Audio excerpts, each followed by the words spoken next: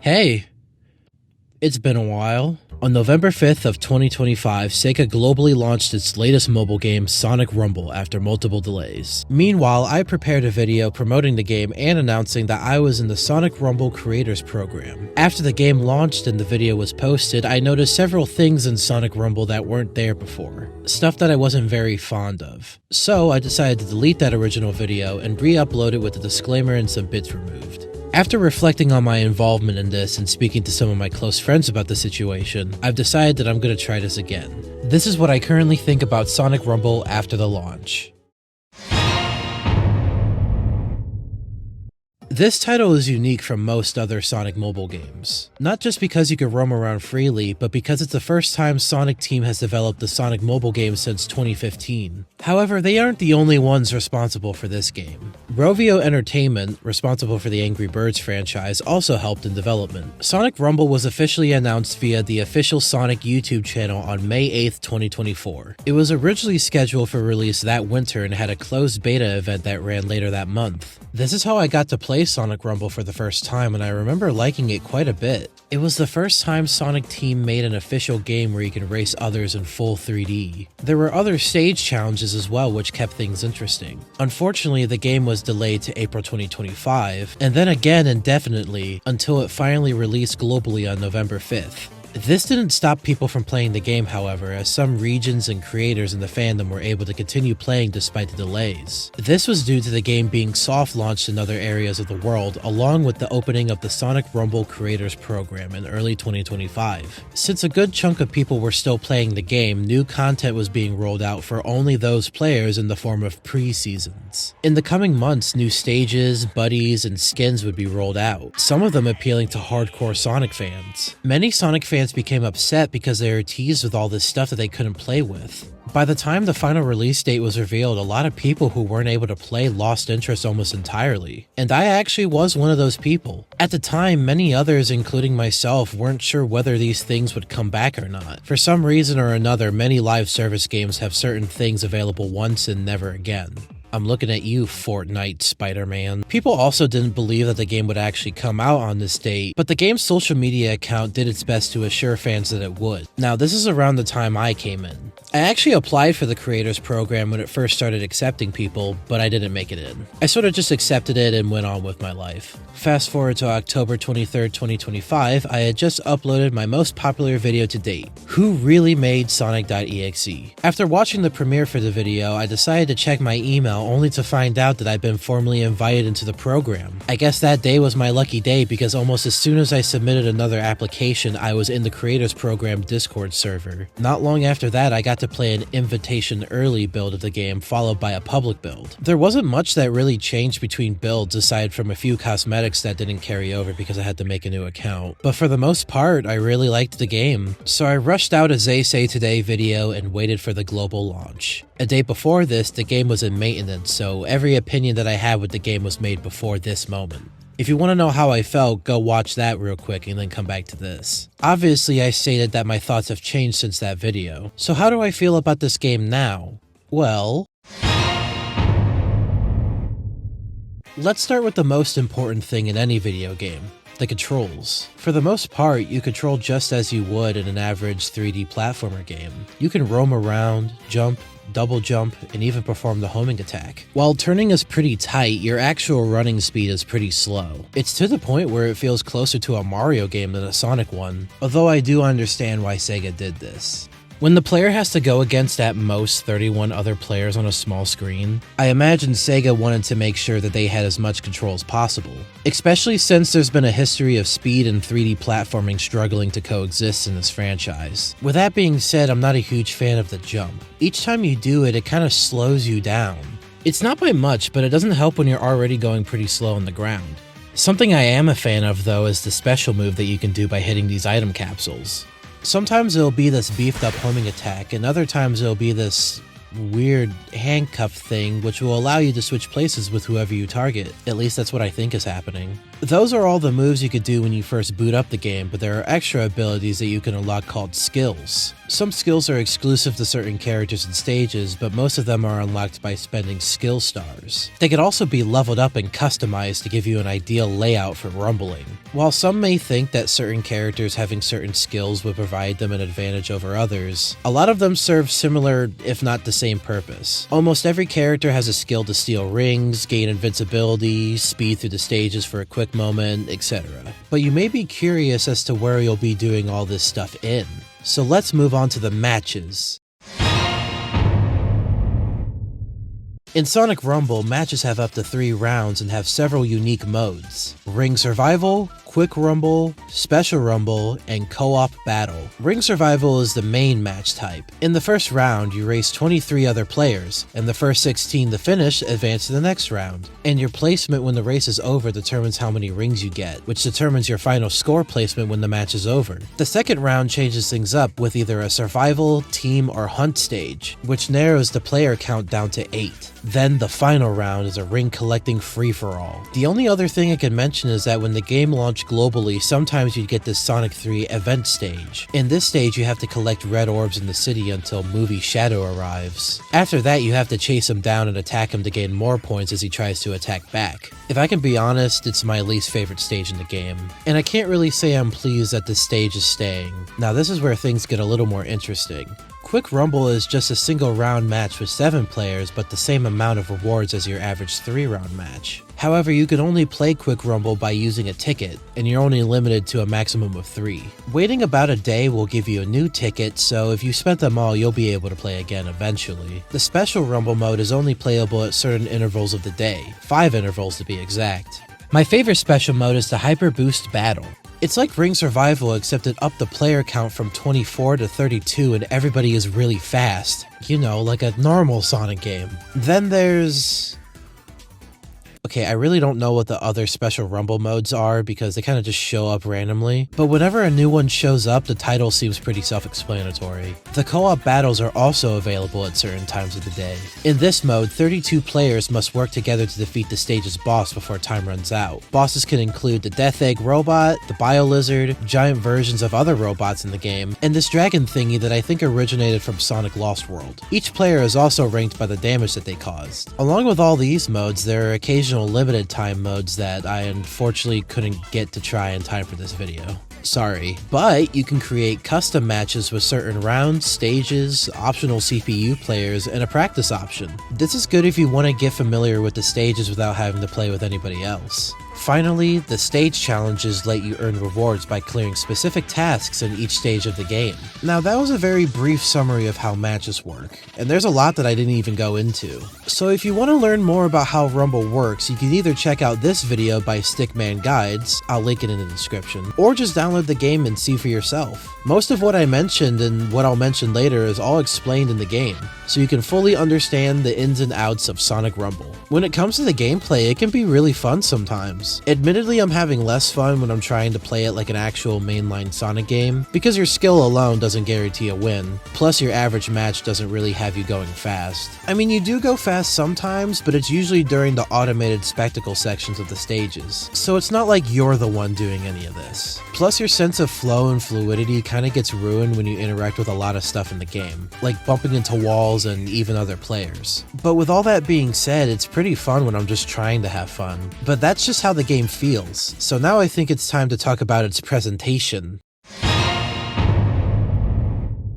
So I bet at least one person who saw any of the trailers wondered why all the characters look so small and stubby compared to their modern models, which they've been using for more than 2 decades now. Well, that's because all these characters aren't the characters. In the opening animation that was present in the closed beta but not the final game, it's explained that everything is just a board game created by Dr. Eggman. Each and every character is just a figure that's used to play Eggman's game, and all the stages are just playsets. This also explains the toy-like aesthetics seen throughout all the menus of the game, as well as why everybody moves so slowly. Because you're not actually playing a Sonic the Hedgehog, but rather a toy of him. The game's menus and UI places a huge emphasis on the primary colors blue, red, and yellow. Combine that with the cutesy character designs and simple icons, and I think you can easily tell what vibe Sonic Rumble's going for. And while those two things pull it off really well, I feel like they could have pushed it a little further with the character models. Ignoring the fact that the actual mainline Sonic models have a lot of imperfections and just look outdated compared to its peers, there isn't really much that gives off a toy look with these character models. They just kind of look like the stock models, but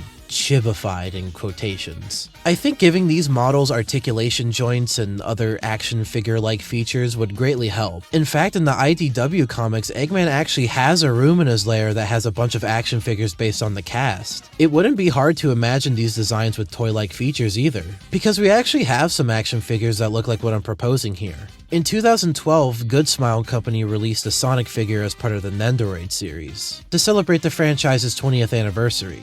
Since then, we've had figures of Tails, Knuckles, and Shadow in the same style. I think a look like this would further encourage the toy style they're going for. Although, to be fair, this is more of a nitpick. Most of the characters look fine, though. It's better than straight up reusing the BioLizard model from Shadow Generations. Like, I've never seen such a clash in design philosophy since 2006. But when it comes to Rumble's vision, the stage design really does it the best. On the surface, the stages look like the ones in Sonic Lost World. Very bright and vibrant colors and little detail. In fact, some of the stages are lifted from that game. And you know, playing these stages reminds me of another mobile Sonic game I used to play. Anyway, it's not a complete replica of the look, however. As you can see, most of the terrain has a plastic-like appearance, and you could also see some bolts on the ground. Then there's also stuff like the plastic trees and rocks. It makes me feel like I'm running through one of those Sonic playsets that they sell at GameStop and Walmart. This game's music is absolutely fantastic. It's jazzy, it's electric, and it's full of energy. You'd be hard-pressed to find a single bad track in this game. I honestly didn't think that Sega was gonna go this hard for a mobile game soundtrack. In fact, I think the last time they did that was all the way back in... Anyway, a lot of the tracks are actually covers from previous Sonic games. And you can definitely tell that the sound team put everything they had into this soundtrack.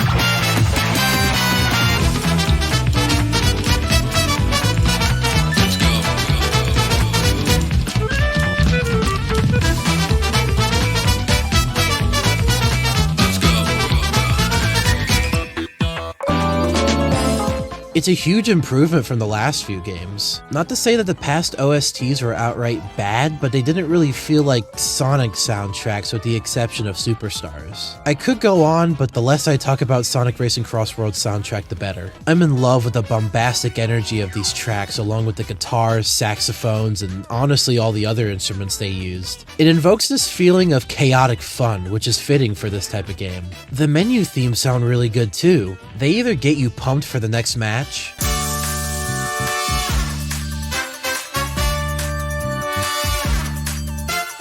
or tone it back to let you breathe a little.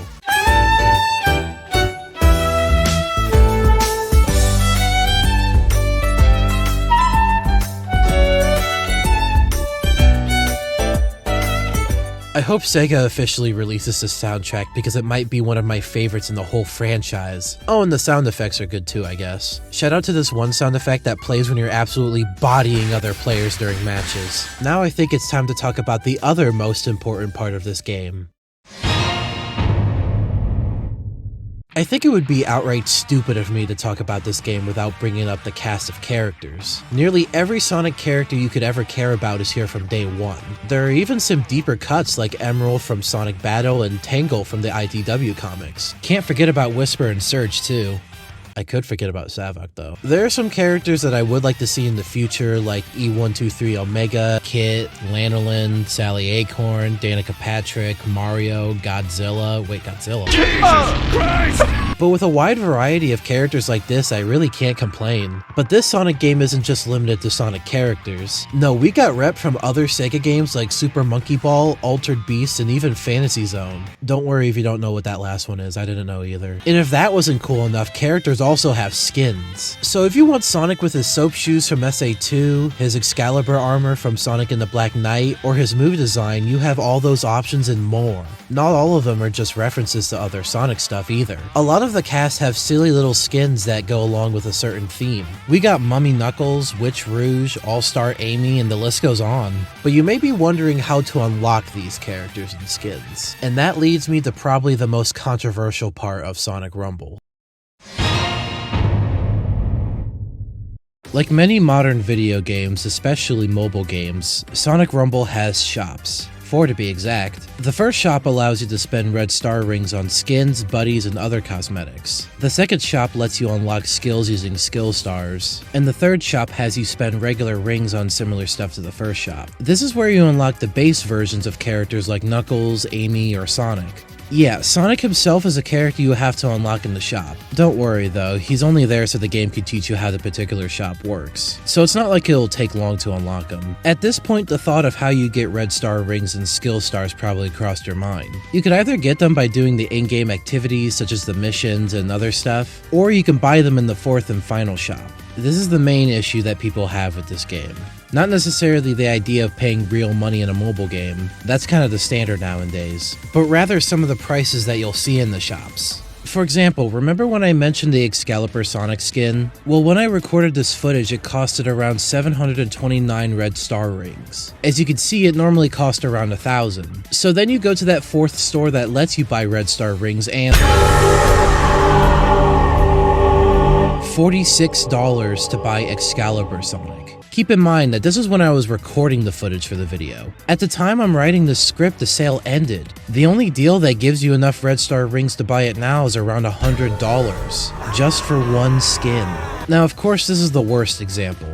A lot of the prices for the characters, skins, buddies, etc. vary. For example, these Sonic Rider skins that come with some extra stuff only cost 75 red star rings, which can easily be earned by just playing the game. This Pilot Jet skin is only 329 red star rings, and while getting the appropriate package is around $20, it's still more reasonable of a price. Even some other skins like the Soap Shoe Sonic just cut the middleman entirely and just ask for a couple bucks for it. While I think some of the prices in the shops are fair, I completely understand why people would have a problem with them. Other skins aren't so easy to get, as some require a certain amount of skin fragments. Now, in all fairness, some of the skins have fragments that are handed to you like candy, but with others like the fragments for the Toymaker Tail skin, they are drip-fed to you. For example, I need 300 fragments to unlock Sea Captain Sonic, and right now I only have around 70. And that's all I've been able to get throughout all the hours I've been playing so far. Now, don't get me wrong, you don't need to buy any of these skins to fully enjoy Sonic Rumble. Throughout my time playing this game, I have not spent a penny on it. I was even given 1,000 red star rings since I'm in the creators program, but any red star rings I've spent so far have been the ones that I got from playing the game. My personal feelings about some of the prices in the shops aside, I'm not going to tell you whether or not to buy any of this stuff. At the end of the day, it's your money and you can do whatever you want with it. Besides, these shops aren't Sega's only source of revenue for this game. You also have the Season Pass, the Premium Event Pass, the Premium Event Pass Plus, and Rumble Plus. It's a monthly subscription-based service that gives you bonus stuff for around $3. I would also like to note that I did not know any of this when I was playing the game before the global launch.